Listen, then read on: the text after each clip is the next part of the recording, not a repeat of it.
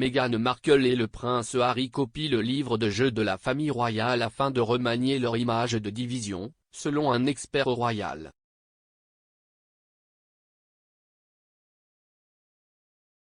Le docteur Laura Clancy, maître de conférences en médias à l'université de Lancaster, spécialisée dans la monarchie britannique contemporaine, a déclaré que la représentation négative de Meghan Markle et du prince Harry était assez intégrée. Mais elle a ajouté que ce que le couple fait actuellement en ce qui concerne leurs apparitions dans les médias et leurs relations publiques, n'est pas si différent des autres membres de la famille royale.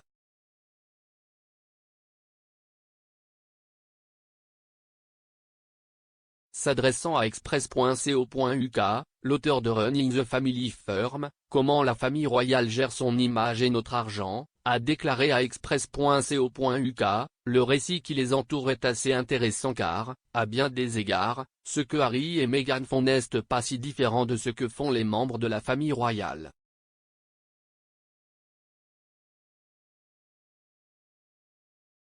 Donc, ils ont des relations publiques, bien sûr, les membres de la famille royale ont également des relations publiques.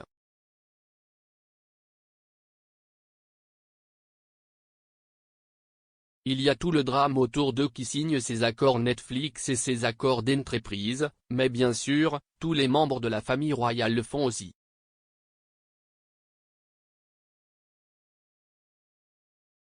Ce n'est pas comme s'ils faisaient quelque chose de différent, si est juste qu'ils sont perçus très différemment.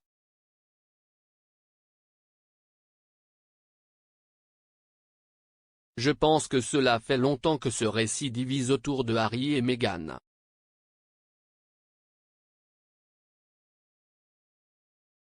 Je pense que remanier cette image maintenant demandera beaucoup de travail.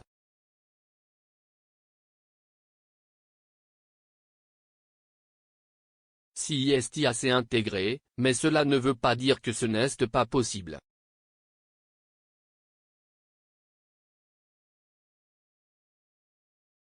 Et je pense que parce qu'ils ne font rien de si différent, il existe déjà un modèle pour cela, cela ne veut pas dire qu'ils sont complètement sortis des sentiers battus si est ce qu'ils font.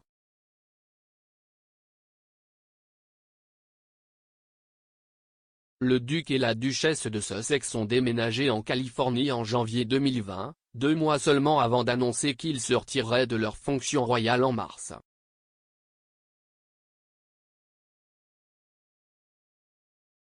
Depuis leur déménagement aux États-Unis, Harry n'est retourné sur le sol britannique qu'à 2 reprises, et aucune fois avec sa femme et ses enfants.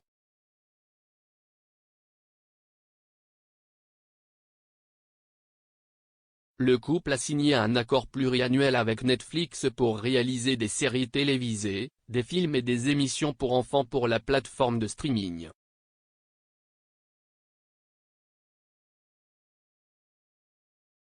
Dans un communiqué, le duc et la duchesse de Sussex ont déclaré « Nos vies, à la fois indépendantes l'une de l'autre et en couple, nous ont permis de comprendre le pouvoir de l'esprit humain, du courage, de la résilience et du besoin de connexion. »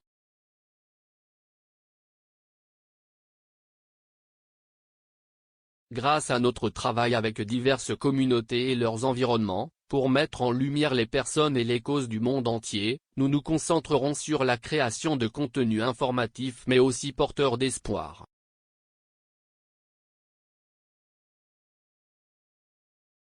En tant que nouveaux parents, créer des programmes familiaux inspirants est également important pour nous, tout comme une narration puissante à travers une lentille véridique et pertinente.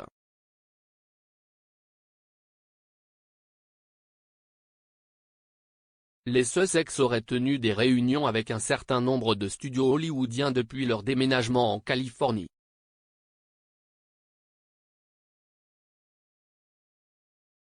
Meghan Markle, qui avant la vie royale était surtout connue pour son rôle dans le drame juridique Suits, a fait son retour au show business en avril 2020, un mois après s'être retirée de ses fonctions royales avec un rôle de narrateur dans le documentaire sur la nature de Disney Éléphant.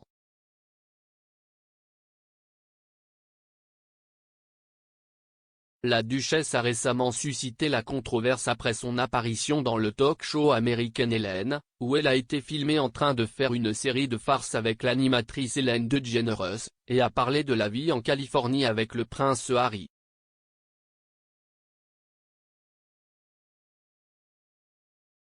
Pendant ce temps, les relations de la famille royale avec les médias ont fait l'objet d'un examen minutieux ces dernières semaines, après la diffusion du documentaire incendiaire en 2 parties de la BBC The Prince and the Press.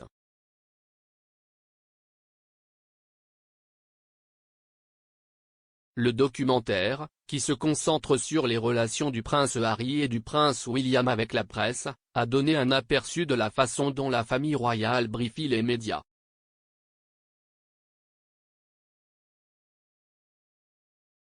Buckingham Palace, Kensington Palace et Clarence House ont publié une rare déclaration commune après la diffusion du premier épisode de la série en 2 parties, déclarant « Une presse libre, responsable et ouverte est d'une importance vitale pour une démocratie saine ».